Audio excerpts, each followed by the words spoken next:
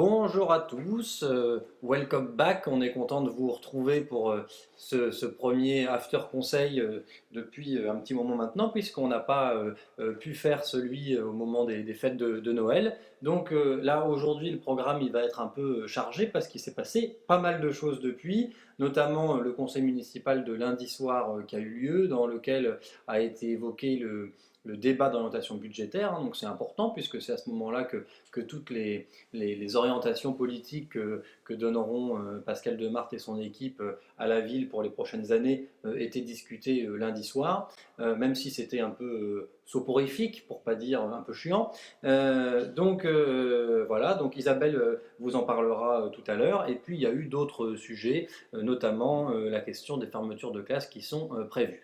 Donc du coup, lundi, le Conseil a commencé par quelques petits points à voter. Donc le premier point, ça concernait la création de mini-forêts urbaines, hein, où en gros il y a eu un appel à projet de la région et Abbeville a répondu pour créer des îlots de fraîcheur en plantant à peu près 3600 arbres dans Abbeville à proximité des écoles. Donc il y a 3 ou 4 écoles qui sont concernées, c'est plutôt un chouette projet, donc on a voté évidemment pour, tout en demandant si cette opération serait renouvelée à l'avenir, parce que 3600 arbres pour une ville comme Abbeville, ça fait pas beaucoup, que ça pourrait être beaucoup plus ambitieux, et ce à quoi la majorité nous a répondu qu'ils étaient sur le coup pour l'année prochaine et que Abbeville serait de nouveau candidate à cet appel à projet qui est financé à 80% ou 90% par la région. Donc l'année prochaine, il devrait y avoir aussi des efforts supplémentaires là-dessus. Ensuite, il y a eu un point aussi sur la cession de logements sociaux, parce qu'en fait, un bailleur social, quand il veut vendre un appartement ou une maison dont il est propriétaire, et il faut que la commune dans laquelle se situent ces logements donne son accord et vote ça en conseil municipal. Donc, vendre des logements sociaux, par principe, spontanément, j'y suis pas spécialement favorable, et je pense qu'Isabelle et Francis non plus, mais en même temps, la loi est bien faite là-dessus, c'est-à-dire que le bailleur social ne peut vendre un logement social que si c'est le locataire en place qui l'achète, ou si le locataire s'en va de son propre chef et est complètement d'accord et est relogé. Donc, bon, à voir. Donc, du coup, on a posé un peu la question. Moi, ce qui me chagrinait là-dedans, c'est que les deux logements sociaux en question, ils sont en centre-ville, près du théâtre, et c'est un secteur d'Abbeville qui a moins de logements sociaux que d'autres, et pour continuer et garantir la mixité sociale, c'est important de garder et même peut-être d'augmenter la part de logements sociaux dans certains quartiers où il y en a peu, pour éventuellement la réduire dans certains quartiers où il y en a beaucoup. Donc on s'est abstenu là-dessus parce que même si la loi est bien faite, le principe nous dérangeait un peu. Voilà, ensuite je vais passer la parole à Isabelle qui va vous parler des cimetières. Donc bonjour à tous et à toutes. Alors oui, effectivement, les tarifs de service des cimetières communaux ont été modifiés, hein, puisque quand on a voté les tarifs municipaux le 14 décembre, entre-temps, enfin depuis, il y a une loi qui a été abrogée, hein, loi qui a été abrogée le 29 décembre précisément. Donc la commune a dû modifier la tarification. Donc ils ont souhaité ne pas revoir les tarifs au niveau des concessions et au niveau des caveaux. Donc, ils ont décidé d'augmenter de 10 euros par an les concessions de cavurnes. Donc, les cavurnes, c'est les lieux pour déposer les urnes dans les cimetières. Donc, ils sont passés de 100 à 110 euros par an et la commune a décidé de supprimer les tarifs d'inhumation, réinhumation, d'exhumation. Donc, nous avons voté pour parce que nous pensons que la répartition, enfin le rééquilibrage du budget, puisqu'il y avait une perte de 11 000 euros, est plutôt faite de manière satisfaisante. Et puis on arrive à ce fameux débat d'orientation budgétaire. Alors, débat d'orientation budgétaire, on ne va pas reprendre point par point, puisque c'est quand même assez long. Quelques interventions quand même, je vais reprendre les interventions que nous avons faites. Premier point sur la répartition des emplois dans la commune. Alors nous avons constaté qu'entre 2017 et 2020, en fait, les services administratifs et techniques avaient vu leur nombre d'emplois plutôt augmenter, alors qu'il y a eu une répartition de services, une mutualisation des services avec la CAPS. Donc on aurait pu supposer que ces emplois n'augmentaient pas et nous avons demandé à ce que ces emplois soient plutôt reportés au niveau social, pourquoi pas écologique, créer des postes spécifiques à ça. Ce à quoi la même municipalité a répondu que le social et le médico-social, puisqu'on avait proposé médico-social, sont des compétences de la CAPS. Pourtant, il y a quand même un emploi au niveau du social à la mairie, donc on aimerait bien que ce soit rééquilibré. Ensuite, deuxième point important, les formations. Donc à cause de la Covid, les formations en 2020 n'ont pas été à la hauteur de ce qui était prévu. Donc on a demandé à la municipalité d'être vigilante et on a posé la question de la possibilité de reporter sur 2021, ce qui nous a été confirmé. Donc ça c'est plutôt positif. Ensuite, nous sommes un peu arrêtés sur les avancements de grade. Les avancements de grade, donc quand on regarde les différents tableaux proposés dans le débat d'orientation budgétaire, on constate qu'il y a eu une diminution des avancements de grade de 53% entre 2017 et 2020. C'est un petit peu problématique puisque c'est quand même motivant de pouvoir bénéficier d'une augmentation avec les qualifications et l'ancienneté. Donc, nous avons demandé à la municipalité d'être force de proposition pour permettre à des gens d'évoluer dans leurs fonctions, sachant que à partir du 1er janvier 2021, les règles d'attribution vont changer et la mairie aura un rôle plus important. Donc nous continuerons à être vigilants sur ce point. Et puis deux autres derniers points qui nous tiennent à cœur, c'est le fait qu'il y a quand même 34,62% de contractuels embauchés à la mairie, donc c'est trop, et 50% dans le technique. Monsieur le maire nous a répondu que c'était souvent un choix de ces personnes-là. J'ai un peu de doute à hauteur de 50% dans le service technique. Je reste sceptique. Pour certains, pourquoi pas. Pour tous d'entre eux, ça me paraît beaucoup. Donc on déplore ce nombre trop important de contractuels. On aimerait que ces postes soient titularisés, enfin ces personnes soient titularisées. Et puis nous terminerons sur le nombre de temps partiels. Alors c'est assez effrayant puisque plus de 80% des temps partiels à la mairie sont occupés par des femmes. Je pense aussi que la mairie doit être force de proposition pour inciter les femmes à occuper des emplois à temps plein et pour permettre aussi de limiter l'inégalité des salaires entre les hommes et les femmes. Et puis je finirai sur trois remarques importante autour de ce débat d'orientation budgétaire.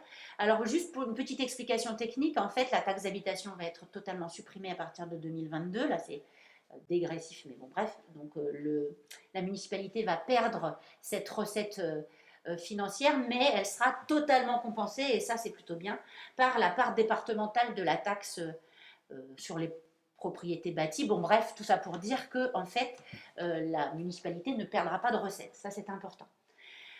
Alors, on notera dans cette analyse de budget, puisque c'est les orientations pour 2021, mais aussi sur toute la mandature, on pourra observer qu'il y a surtout deux gros projets.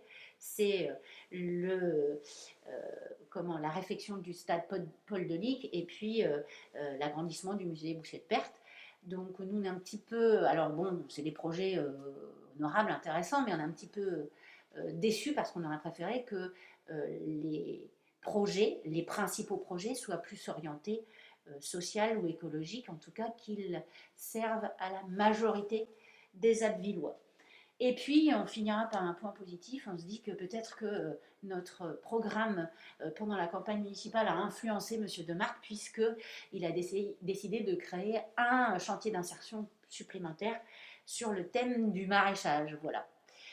Moi, je finirai sur ces mots. Nous avons une permanence tous les samedis matins de 10h à 12h, 2 rue Abbé Carpentier, derrière l'église. Donc, n'hésitez pas à nous contacter, n'hésitez pas à venir nous voir. Nous sommes à votre disposition pour répondre à vos questions ou pour intervenir au niveau de la municipalité si vous avez quelques problèmes que ce soit. Merci beaucoup. Bon, ben voilà, donc moi je vais reprendre, pour terminer sur ce que disait Isabelle concernant le débat d'orientation budgétaire, puisque c'est vrai que là, les deux projets qui sont ressortis vraiment comme étant les projets centraux de l'ensemble de la mandature, pas de l'année 2021, sur les 5 prochaines années, c'est effectivement le stade Paul Delic et l'extension du musée Boucher de Perthes pour inclure la collection Manessier. Bon, c'est des projets sur lesquels effectivement on peut être favorable, même si on peut trouver que ça peut être un peu parfois excessif compte tenu du montant des investissements qui seront faits ailleurs et notamment sur les autres équipements sportifs. Donc voilà, il faut faire attention à ne pas céder à la folie des grandeurs, comme par exemple avec le conservatoire, où ça vient gréver le budget de façon conséquente et empêcher parfois d'agir sur des problématiques qui concernent tous les Abbevillois et toutes les Abbevilloises. Donc ce budget, ce qu'on peut en retenir quand même, c'est qu'il manque d'ambition d'un point de vue social et d'un point de vue environnemental. Parce que d'un point de vue environnemental, planter quelques arbres, faire brouter quelques chèvres, parce que ça fait partie aussi des projets de la mandature, hein, de faire de l'éco-pâturage. L'éco-pâturage, ça veut dire que plutôt que de tondre avec une tondeuse à gazon, on tond avec des moutons ou des chèvres. Bon, ça, on peut y être favorable à certains endroits, tout à fait d'accord, mais quand on dit que ça suffit à amorcer le virage pour la transition écologique, là je ne suis pas d'accord. C'est-à-dire que la dimension énergétique, elle est quasiment nulle. La dimension alimentaire, elle commence à exister avec le chantier d'insertion autour du maraîchage, mais elle n'est pas non plus énorme. La dimension de la protection des terres agricoles, enfin bon, il y a plein de dimensions qui manquent et c'est dommage. Ensuite, il y a l'ambition sociale de ce budget qui est vraiment pas énorme puisque elle se résume à une augmentation de 30 000 euros du budget du CCAS. C'est le fameux bouclier social. Alors, on sait que Pascal Demarthe aime beaucoup les jolis termes. Hein. C'est vrai que c'est un joli terme, le bouclier social, mais 30 000 euros rapportés à 23 000 habitants, ça veut dire 1,30 € par personne. Donc, c'est pas avec ça qu'on repense le rôle de la commune dans la protection sociale de ses administrés. Hein. Franchement, c'est un peu faible. Et ce à quoi il a répondu, que si, l'ambition sociale était bien là parce que la ville paye le tarif social des cantines, ce qui n'était pas le cas avant, mais bon, c'est quelque chose qui existait déjà hein, dans le passé, c'est pas quelque chose de nouveau. Et puis parce qu'il y a un projet en rue de renouvellement urbain au quartier Soleil Levant Platane. Effectivement, c'est un beau projet, mais c'est pas du social, c'est de l'urbanisme. Hein, parce que c'est pas parce qu'on repense à un quartier, pas parce qu'on rénove des logements, qu'on répond aux problématiques sociales du quartier. Voilà, changer, repeindre un immeuble ne réduit pas la pauvreté et les difficultés sociales qui peuvent avoir lieu à l'intérieur de cet immeuble. Donc, franchement, là-dessus, on est très déçus. Après, bon, voilà, il y avait quand même des choses qui vont dans le bon sens. Hein. Clairement, il y a des projets sur lesquels on s'associe parfaitement, notamment sur la rénovation thermique de certains bâtiments, notamment de la mairie, la rénovation de certains éléments de patrimoine, voilà, comme l'église Saint-Gilles. Bon, il y a des choses qui nous semblent vraiment aller dans le bon sens, même si, bah, voilà, pour terminer là-dessus, on trouve que c'est un peu maigre, qu'il y a assez peu d'engagement à court terme, notamment pour les associations, hein, parce que les associations, elles ont eu des grosses difficultés avec le Covid et l'annulation de tous les événements depuis un an. Bon, il n'y a pas eu d'aide exceptionnelle, par exemple, pour les assos abbevilloises. Et il faudra être vigilant à ce qu'elles puissent redémarrer le jour où elles pourront le faire. Ensuite, il y a aussi la question de l'eau, tiens, ça c'est un truc intéressant, où ils ne se sont pas montrés fermés à l'idée d'une reprise en régie publique. Donc ça, c'est quand même quelque chose d'intéressant. Nous, on demande à ce que ce soit travaillé, anticipé, parce que la fin du contrat avec Veolia arrive en 2022 ou 2023, je ne sais plus, mais l'année prochaine ou dans 2 ans. Et donc du coup, c'est dès maintenant qu'il faut commencer à travailler si on veut imaginer une reprise en régie publique de l'eau. Voilà, après il y avait un petit point aussi sur la question de la culture, où effectivement le budget consacré à la culture, notamment aux scènes d'Abbeville, a fortement diminué à cause de l'annulation des spectacles. Ça, on le comprend, mais bon, clairement, il n'y a pas de solution proposée, ni aux artistes, ni aux intermittents, qui, eux, accusent une perte sèche de leurs revenus, et c'est terrible pour l'avenir de la culture à Abbeville. Voilà, donc sur le débat d'orientation budgétaire, clairement, c'était un peu ce qu'on avait à dire. Après, il y avait 3 petites choses même qui ne sont pas des petites choses du tout en fait. Trois choses importantes dont on voulait parler, c'est qu'on a déposé deux questions écrites et un vœu.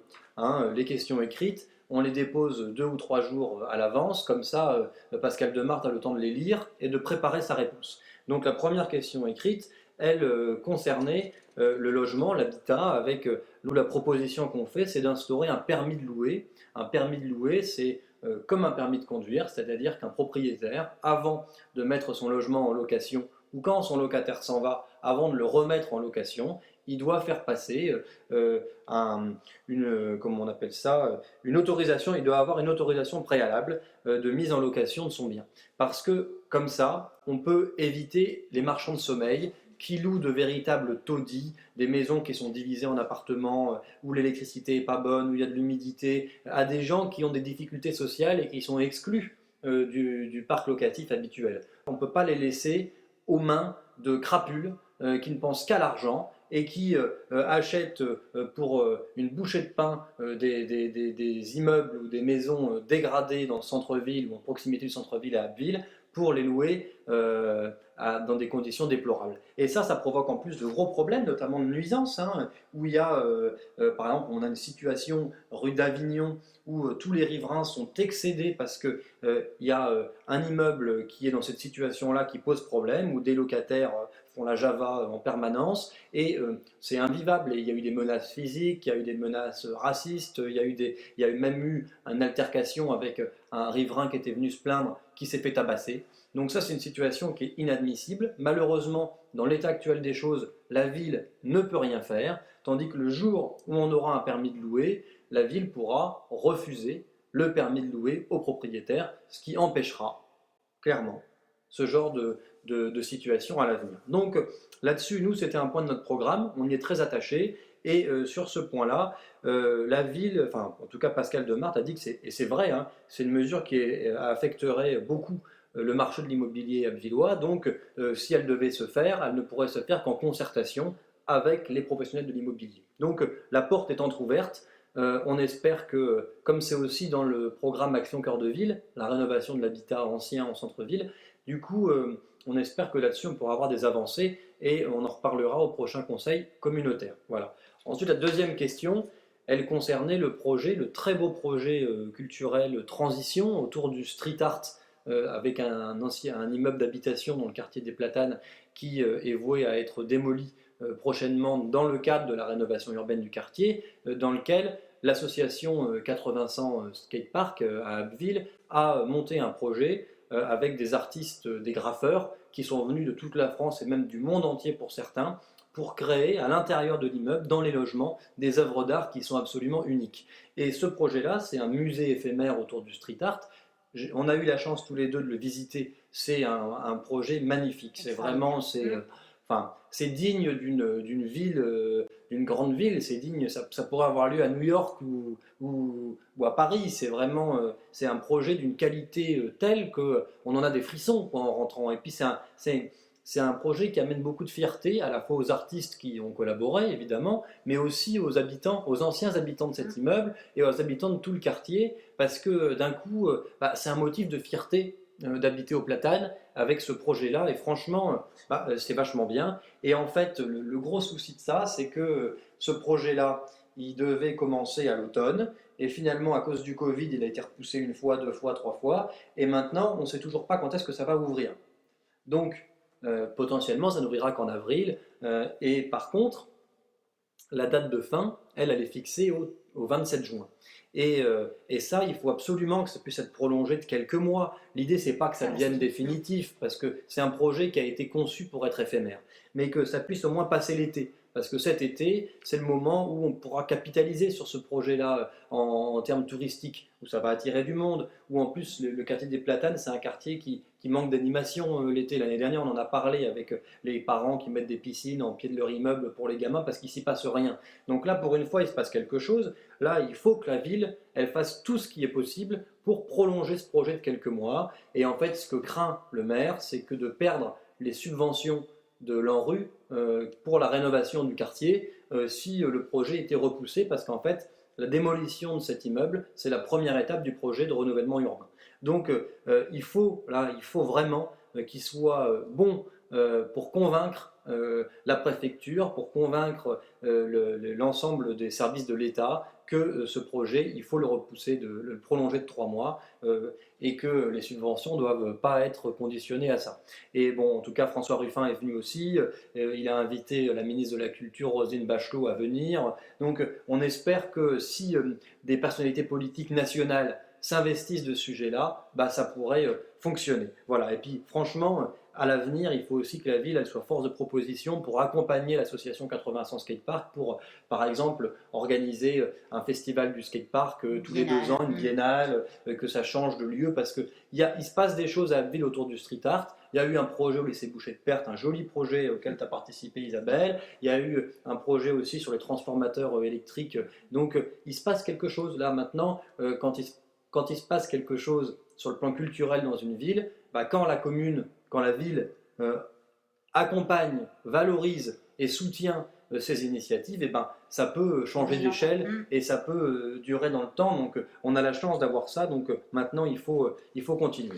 Et puis la dernière chose, et ensuite promis je m'arrête, c'est le vœu qu'on a déposé. Alors un vœu, comment ça fonctionne? On écrit un texte, on le vote en conseil municipal et il est envoyé au nom du conseil municipal aux destinataires. Donc là, les destinataires, c'était Jean-Michel Blanquer, ministre de l'Éducation nationale, Muriel Nguyen, préfète de la Somme, et Raphaël Muller, recteur de l'Académie d'Amiens. Vous l'aurez compris, ça concerne la fermeture de classes dans les écoles qui sont prévues à la rentrée 2021, donc au mois de septembre. Une classe qui doit fermer à l'école Tuison, une classe qui doit fermer à l'école maternelle des Platanes. Donc, bon, déjà, on ne parle plus de l'école d'Annie Pruvot, l'école élémentaire d'Annie Pruvot, qui était concernée dans un premier temps. On ne parle plus non plus de l'école de Vauchelles, mais on parle toujours de l'école de Caours. Voilà, dans le secteur, c'est les principales fermetures qui sont envisagées. C'est une honte en ce moment de fermer des classes.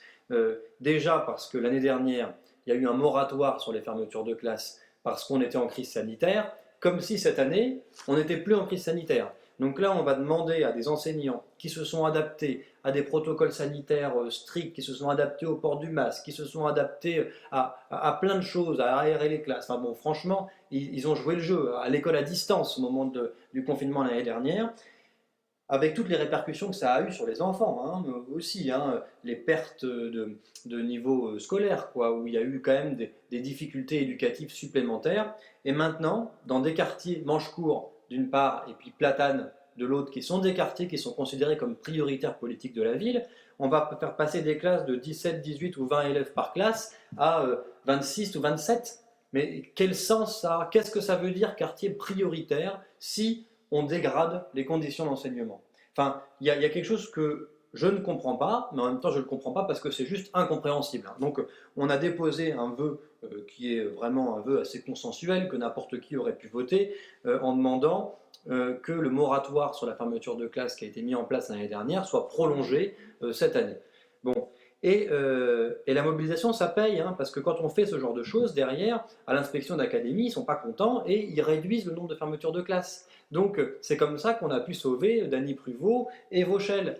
Et Pascal Demarthe a refusé de voter le vœu en disant que un vœu similaire avait été voté en conseil d'agglomération au mois de décembre, sauf qu'à l'époque on ne connaissait pas quelles écoles allaient fermer. Enfin, pour moi son argument n'est vraiment pas valable. C'est uniquement pour des raisons politiques qu'il n'a pas voulu voter ce vœu, hein, et ça c'est dramatique, parce que ça veut dire qu'on fait passer la politique un peu politicienne avant l'intérêt des enfants, des parents d'élèves, des enseignants, alors que lui-même est enseignant. Franchement, je trouve que c'est... Enfin, j'étais pas content, quoi. J'ai vraiment été pas content au conseil municipal, et depuis, j'arrive pas à décolérer, parce que je trouve que c'est vraiment pas honnête comme façon de procéder. Donc, ce qu'on a fait, c'est que ce matin, on est jeudi aujourd'hui, ce matin, on est allé à l'école Tuison pour faire signer une pétition. On a récolté 70 signatures devant l'école maternelle Tuison, et puis cet après-midi on ira au Platane et on enverra la pétition à l'inspection d'académie en espérant que ça fasse un peu bouger les choses. Le courrier Picard, le journal d'Abbeville, ils étaient là, donc en tout cas l'académie d'Amiens sera prévenue qu'à Abbeville les gens sont en colère contre ces projets de fermeture, et on espère que ça suffira à les faire reculer là-dessus. Voilà. Donc c'est tout pour aujourd'hui, je pense que c'est déjà pas mal. On excuse Francis et Nick qui n'a pas pu être là avec nous aujourd'hui, qui sera évidemment de retour la prochaine fois. Et puis, bah, on vous dit à très bientôt. Voilà, bonne journée et merci de nous avoir écoutés.